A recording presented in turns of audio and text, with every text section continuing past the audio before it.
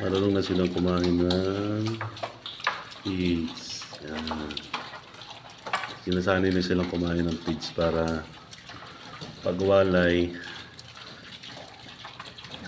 diretso na sila. Alam na nila yung kumain ng pigs.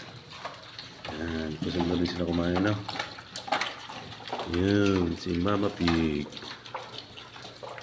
Ayun yung isa. Yan.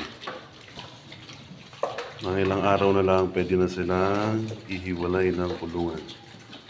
Yan, marunong na silang kumain.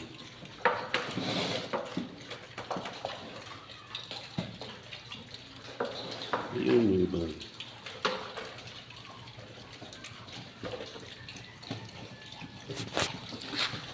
Yan guys. Yan.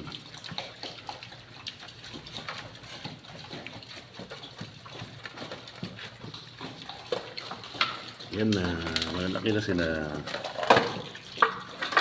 Yan na guys. Thank you.